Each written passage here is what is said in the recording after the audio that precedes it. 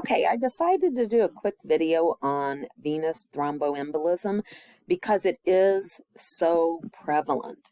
This is when you get a thrombus or a clot that causes some inflammation of the vein. Sometimes you'll see these superficially, or they'll be deep, which is called a deep vein thrombosis or DVT. This occurs because there's venous stasis, damage to the internal lining of the vein, and that causes increased coagulability of the blood, which causes that thrombus. One of the dangers is that that clot breaks off, becomes an embolism, goes through the blood system, and then we see a pulmonary emboli, which is can be a dangerous, life-threatening complication. And so you will see a lot of work on prevention done in the hospital. Immobility is a huge, huge risk factor for venous thromboembolism. And so a lot of times you'll see prophylactic care done. We'll do like a risk assessment when they're admitted to a hospital. And if they score high and are found to be at risk for venous thromboembolism, they will be placed on anticoagulants prophylactically. So how do we know? What's our assessment cues to know if somebody might possibly have a DVT? So we'll see, we want to look at the calf, thigh, groin. They can have some swelling, but they also may not. So they might just complain of some pain, discomfort. You might notice warmth or tenderness in that area of the pain. So a lot of times we'll measure the calves and thighs for comparison if we're really trying to distinguish, like, is there some swelling? Is, patients complaining of discomfort in their right lower thigh, and then you're looking, it's like, is that larger than the left? So we can actually, measure for comparison's sake to see. There was an assessment technique called Homan's sign, where you would dorsiflect or pull the toe back up toward the calf. And it was thought to be positive or indicative of a DVT when you dorsiflect the foot, if it caused pain. But they're really seeing and not recommending that as well, because we saw a lot of false positives. And so a lot of times it's contraindicated. But you may still hear people talk about Homan's sign. So I wanted you to know what that was.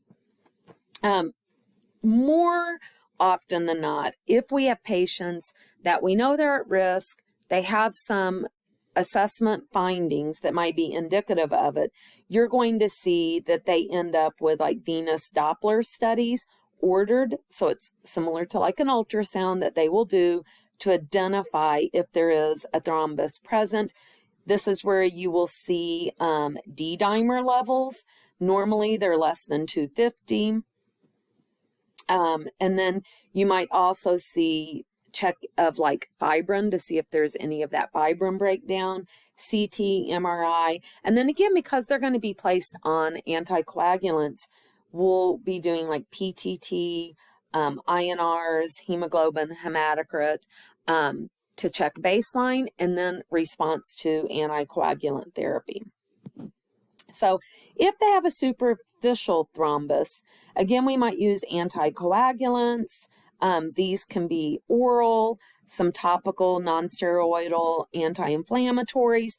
They'll have like TED hose, those compression stockings, and they can still often do light ambulation. With a deep vein thrombosis, you may initially see that they're on bed rest with elevation of the extremity. We do want to promote venous circulation, so that you'll see again TED hose, those anti-embolic stockings. You may also see the use of the SCDs or pneumatic compression boots. And again, used to these were always strict bed rest, but now we're seeing more progressive activity with our clients. And again, anticoagulant therapy, possibly even warm moist compresses. So complications that are potential and you might actually see are, again, pulmonary embolism, and that's what we want to try to prevent. And actually, if it really blocks off circulation, you may end up seeing, symptoms of absent pulses, blue extremities, that may even progress up to gangrene and necrosis if there is no circulation to that lower extremity. So some nursing implications, you want to, again, assess for those that are at risk and maybe do prophylactic anticoagulant therapy. It can be as simple as teaching even those at risk, like to do foot pumps, or even if, they have decreased mobility, they can, do the alphabet with their toes, just anything to kind of get some lower extremity movement that's safe. If they're on anticoagulants, we want to assess for bleeding, avoid any type of massaging of that clot site, and avoid antiplatelets.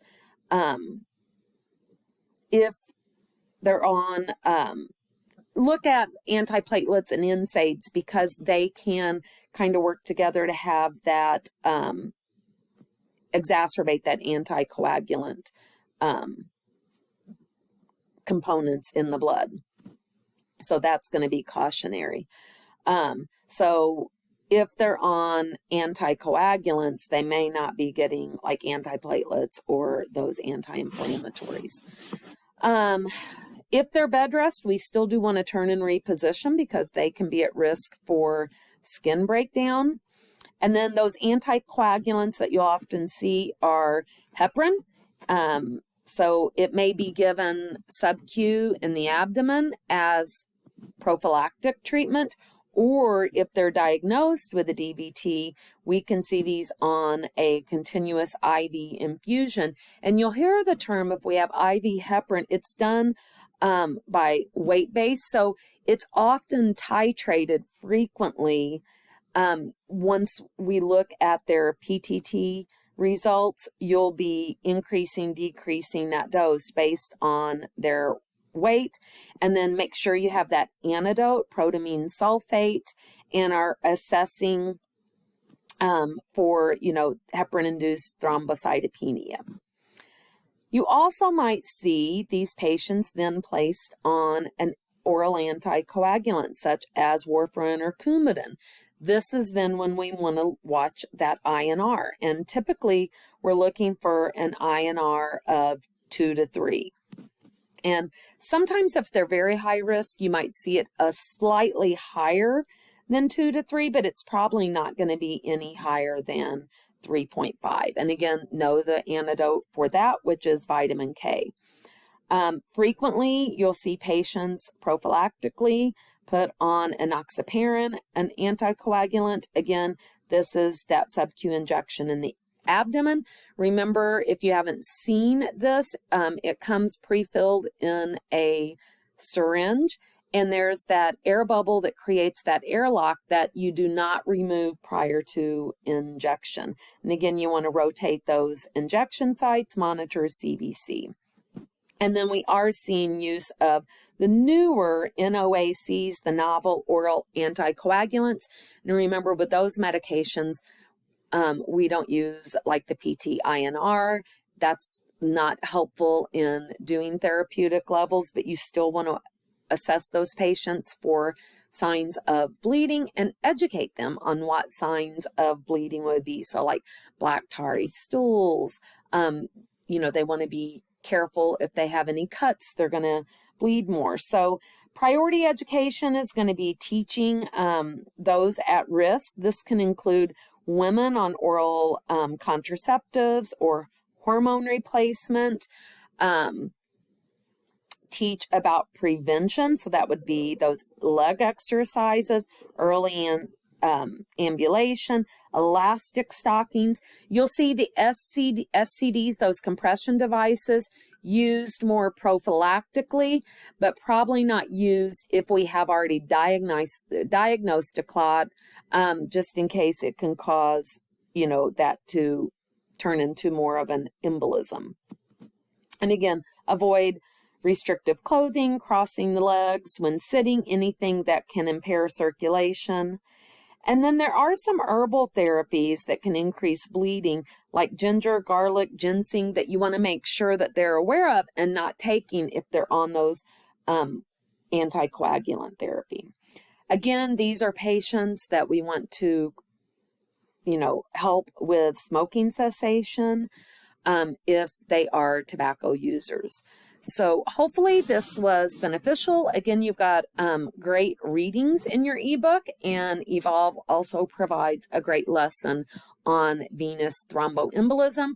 So make sure you know risk factors, prophylactic prevention, and treatment of patients with venous thromboembolism.